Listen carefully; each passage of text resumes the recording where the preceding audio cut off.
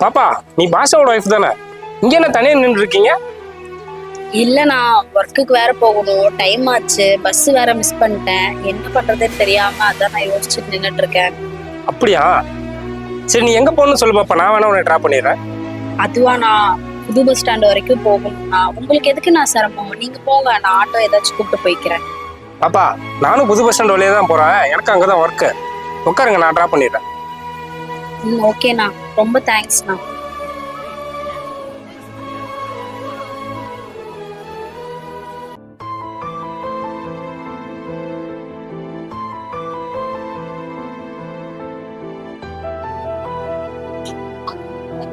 அண்ணா,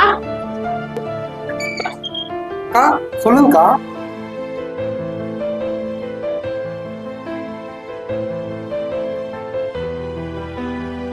அவங்க யாரும் உங்களுக்கு தெரிஞ்சவங்களாண்ணா? யாரும் தெரியலையே, என்கிட்ட எதுவும் சொல்லலையேக்கா. சரிங்கக்கா, ஓட்டு நான் பேசிக்கிறேன்.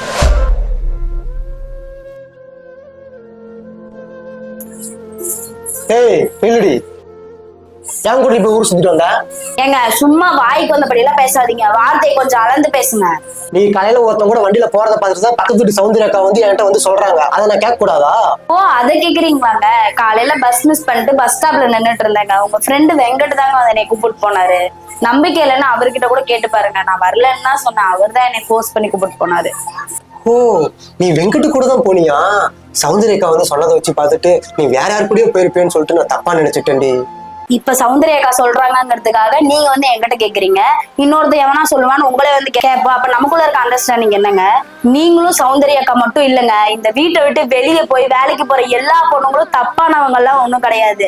அண்ணன் தங்கச்சியா பழங்கினா கூடயும் தப்பா பேசுற உலகத்துல தாங்க நம்ம வாழ்ந்துட்டு இருக்கோம். இங்க யாரையும் யாருனாலையும் மாத்த முடியாதுங்க. அவங்க அவங்களாவே மாறிக்கிட்டாதான் உண்டு. நீங்க மாறுங்க, நீங்களும் மாற முயற்சி பண்ணுங்க.